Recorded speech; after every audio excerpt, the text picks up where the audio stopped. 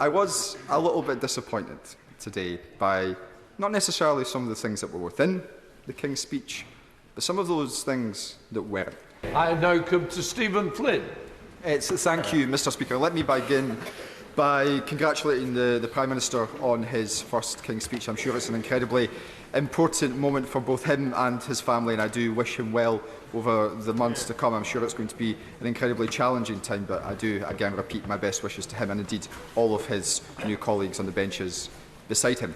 I just want to firstly reflect, though, Mr. Speaker, on the fact that the day the election was called, there was a Prime Minister's questions, and I perhaps goaded the former Prime Minister in respect of calling a general election. I think I referred to him as being feared. Should he not do that? I'm not sure entirely who fared worse from his decision to do so out of the two of us, but it's maybe something we can both reflect upon in due course. But, Mr. Speaker, the opportunity that is now in front of this Labour government is enormous. They have a parliamentary majority which will go down in history. And that majority affords them something incredibly important. It affords them the ability to deliver change. And what that change looks like, and perhaps more importantly, what that change feels like for people in their homes, is so important. Now, my colleagues and I on the SNP benches will try to do everything that we possibly can to be as constructive as we can. We will. However, I was a little bit disappointed today by not necessarily some of the things that were within the King's speech, but some of those things that weren't. And in that regard, I just want to bring the House's attention to the amendment which my colleagues and I, ably supported by other members from across the chamber, in relation to the two-child benefit cap. This is a policy, an iniquitous, heinous policy, which was introduced by the former Conservative government in 2015. Each and every one of us in this chamber knows that it retains children in poverty. Hundreds of thousands of children across these aisles. In Scotland alone, it impacts 27,000 households. It's estimated that 14,000 children would immediately be taken out of poverty were it to be scrapped. But it was not mentioned in the government's programme for government today. Instead, all we have heard is that a task force is going to be created. No time frame for that task force, no indication of when that task force will conclude, and all the while those children will remain in poverty. Surely it should be the bare minimum expectation of a Labour government to seek to do everything it possibly can immediately to lift children out of poverty. I'm particularly interested in the views of Scottish members of Parliament from the Labour Party in this regard. I would be delighted to give way. Could he explain to the House why the SNP government in Scotland, who have the power to do so, have not? I would be more than happy to enlighten the honourable gentleman in that regard, because as he knows, in the UK we have reserved policies and we have devolved policies. Some 70% of welfare policies are reserved to this Parliament. Now, what the Scottish Government has sought to do over recent years is to mitigate the worst excesses of the Conservatives. Some £800 million worth of money that we could spend on other things, we choose to mitigate Tory policies, including, of course, the likes of the bedroom tax. And I'm sure the honourable gentleman opposite me would be very keen to see his own front bench mitigate and end that particular policy. But we do that within the confines of the financial remit set, in large part, by this place. And if the honourable gentleman is suggesting, as indeed I'm sure some of his Scottish colleagues would agree with, that the Scottish Government should mitigate this place, then he should outline, as they should, where that money should come from. Should it come from Scotland's NHS? Should it come from our schools? Should it come from our police?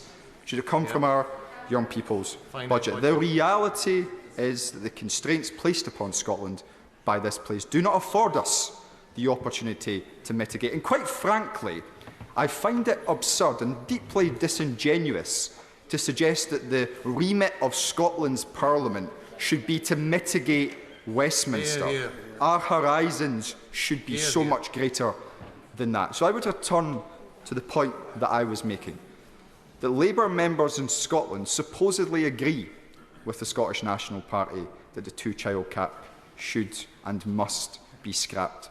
So how will they vote? Will they follow the lead of their Prime Minister in London, or will they follow the lead of the leader in Scotland, and indeed respect the views of the people that they were sent here to represent? But of course, whilst my disappointment is very much great in that regard, there is one area where I hope the Prime Minister can put a smile on my face, and that's in relation to GB Energy. Because I'm moderately surprised that we haven't had an announcement yet that is due to be headquartered in Aberdeen. Perhaps, of course, in the Aberdeen South constituency that I represent. Indeed, Aberdeen and Grampian Chamber of Commerce hired a van today which has been patrolling the streets outside Parliament, calling for it to come home. And that is the only time I will ever use those words, and it should come home, Mr. Speaker, straight to the energy capital of Europe. But whilst I would welcome its placement in Aberdeen, I also want to see much more detail about what GB Energy is going to deliver. Because if I've read correctly, £8.3 billion cumulatively over the course of the next 5 years will go towards GB Energy, some £1.6 billion each and every year. Well, one hydro pump storage project in Scotland would almost blow that entire budget apart. We know that GB Energy isn't going to sell energy. We know that it's not going to distribute energy. We appear to know it's not going to generate energy. It's suggested that it will be an investment vehicle for projects to go forward.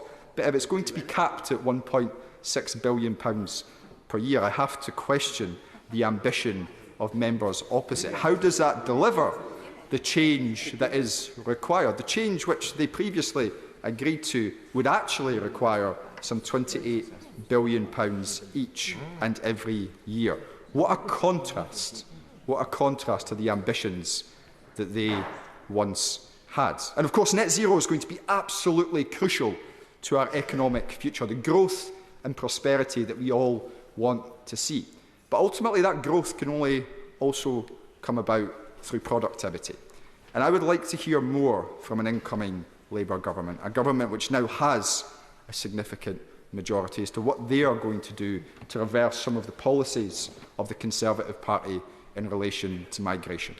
Migration which is dramatically and drastically impacting Scotland's higher education institutions, which will be impacting higher education institutions in each and every one of the members opposite's constituencies. And we know that universities are a key driver of productivity. But on that point of migration, I wish to seek consensus in this House, which might be moderately difficult given some of the people who now sit behind me. We need to stand up and be bold and brave in the face of those who seek to demonise migration, who seek to other those people who come and work in our public sector and in our private sector, who care for us in our hospitals and who teach our children. We should be seeking to increase migration, to increase our economic output and to grow our economy and indeed to enhance our communities. Brave politicians would do that, and I hope that members opposite share that bravery. But of course, our economy isn't just about net zero. It's not just about productivity. It's not just about migration. It's also intrinsically linked to our relationship with the European Union.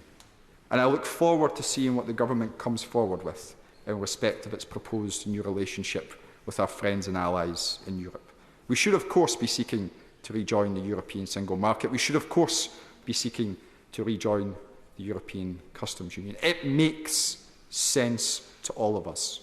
The politicians in this House, they're afraid of doing so. Well, they're going to come to realise that the only way to achieve the aims that they want to achieve is to do just that. So on all those issues and so many more, we will seek to be a voice of reason in this House and to work constructively with members opposite.